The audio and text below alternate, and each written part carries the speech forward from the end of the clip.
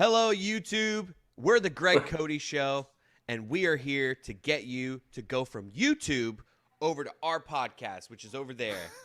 And we want you to listen because it's Father's Day week. Everyone do Father's Day jazz hands. Father's Day week. Dadding it. Hey. So we have a lot of stuff. We got listeners calling in with their tales. My dad's rambling about his dad. Yeti's got a heartwarming story. There's a chef's kiss from a classic Greg Cote Show caller, Rage Against Twitter. Dad, what do you like about this episode?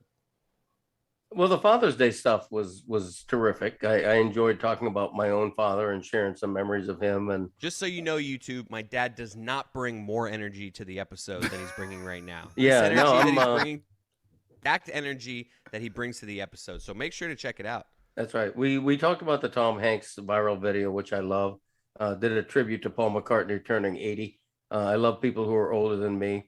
Meant to talk about Miami being named a World Cup city. Never talked about it a minute. You want to talk about it right now? That's something you will not hear on the episode. Talk about it right now. Yeah, talk about it right now. This is your forum.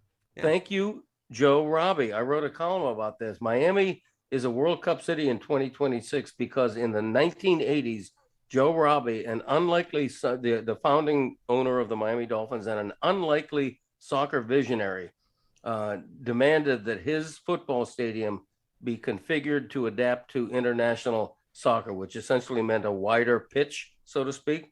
And because of that, we're going to host an event in 4 years that will dwarf the 11 Super Bowls that South Florida has hosted. So Joe Robbie, who would be 103 today, he's up in heaven smiling. And thank you, Joe. I'm raising a toast to you. It's a toast of Miami wine. And thank you very much. So disappointing that we couldn't get that into the podcast. It really is, right? That is just riveting stuff.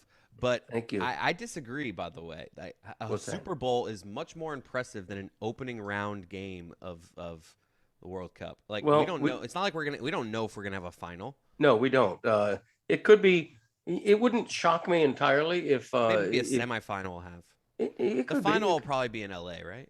The final probably would be in a maybe I could see it in East Rutherford. I could see it in New York, but just to be one of the 11 U.S. cities chosen. But it's not bigger than getting 11 Super Bowl. I just think you did that thing where you're like, this is a big moment. How can I you're giving perspective that I don't know. I think okay, you're being myopic right now. You're being the American guy, not realizing how big global soccer is. The World Cup is bigger than the Super Bowl.